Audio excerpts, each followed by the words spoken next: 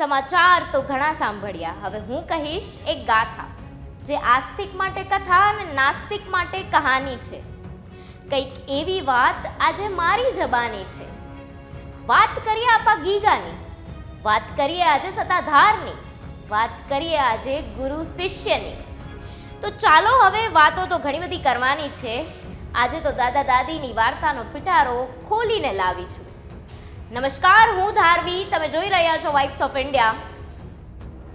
વનરાજોના વાસ અને મોરલાના ગહેકાટ વચ્ચે ઘેરાયેલી કુદરતને ખોળે આળોટતી જગ્યાએ આપા ગીગાએ સંતના આધાર એટલે એ સત્તાધારની જગ્યાનું જૂની વસાહતના ભંગારની જમાવટ કરી ટેકરા જેવું બાંધકામ અને ગૌ સેવા તથા ભૂખ્યાને ભોજન આપવા માટે અન્ન ક્ષેત્ર ચાલુ કરેલ, જે આજે પણ સતત ચાલુ જ છે. આપા ગીગાનો જન્મ દુનિયાથી દુભાયેલી મહિલાની કુખે થયો હતો. તેના પિતાનું નામ અલીભાઈ અને માતાનું નામ સુરઈ હતું. એક સમયે સોરઠમાં ભયંકર દુકાળ પડતા અલીભાઈ સુરઈને સગર્ભા અવસ્થામાં મૂકીને પોતાના ઢોર લઈને દેશાવર ચાલ્યા ગયા હતા. સુરઈ પોતાના સગાને ત્યાં ચલાળા જવા નીકળ્યા ત્યારે રસ્તામાં શાપુર ગામે પુત્રનો જન્મ થયો. પુત્રનું નામ ગીગો રાખ્યું. મા દીકરો ચલાળે આવ્યા, પણ દુકાળની થપાટ એવી કારમી હતી કે ચલાળામાં સુરઈના સગાઓએ પણ તેને જોઈને મોં મચકોડી લીધું. તે સમયે આપા દાનાએ કાળનો સામનો કરવા ચલાળામાં આશ્રમ શરૂ કરેલો. સુરઈ અને ગીગો તેમાં આવીને રહ્યા. આપા દાનાએ ગીગાને પુત્રની જેમ પાળ્યો અને મા દીકરાને જીવન આપા દાના બાપુના ચરણે અર્પણ કરી દીધું. આમ ધીરે ધીરે સમય પસાર થતો રહ્યો. ચલાળા પાસેના ગામે ગીગાના વિવાહની વાત ચાલતી હતી, પણ ગીગાનું મન સંસારમાં તો ચોટ્યું જ નહીં. તેમણે ઈશ્વરની ભક્તિમાં જ પોતાનો સમય આપ્યો, જે વાતથી ગુરુ આપા દાના ખૂબ પ્રસન્ન હતા.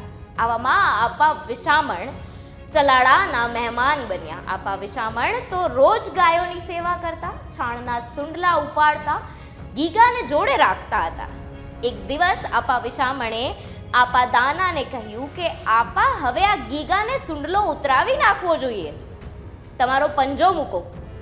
આમ તે દિવસે બંને સંતોએ ગીગાને પાસે બોલાવે છે અને આપા દાના કહે છે, ગીગા, તું મારાથી સવાયો થઈશ, પશ્ચિમ પીર કહેવાશે અને તમામ જ્ઞાતિ તને નમશે.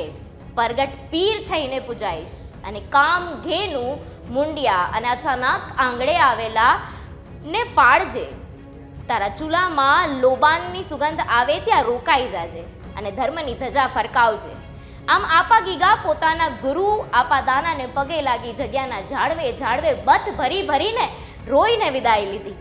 ચલાળાથી 108 ગાયને લઈને થોડો સમય ચલાળામાં જ એક ઝૂંપડી બાંધીને રહ્યા અને ત્યાં દાળ રોટલાનું સદાવ્રત ચાલુ કર્યું. થોડો સમય રહ્યા પછી ત્યાંથી ગાયોને લઈને ફરતા અત્યારે જ્યાં સત્તાધારની જગ્યા આવેલી છે ત્યાં આંબાઝર નદીને કાંઠે ઝૂંપડી બાંધી અને એ જગ્યાએ એક તોરણ બાંધ્યું.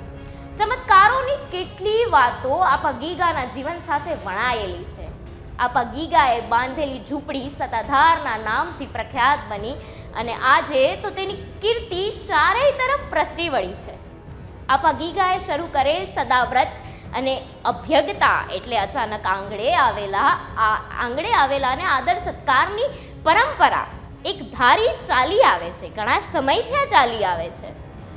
ફ્યુચર હોય કે પાસ્ટ, ફીચર હોય કે ક્રિએશન, સાંપ્રત ઘટના હોય કે નવી જૂની કોઈ પણ વાત મળશે માત્ર વાઇબ્સ ઓફ ઇન્ડિયામાં. આવા જ વિડીયો માટે ચેનલને સબસ્ક્રાઇબ કરો. વિડીયો ગમ્યો હોય તો લાઈક કરો, શેર અને કમેન્ટ કરીને જરૂરથી લખજો કે કેવો લાગ્યો તમને આ વિડીયો. આભાર.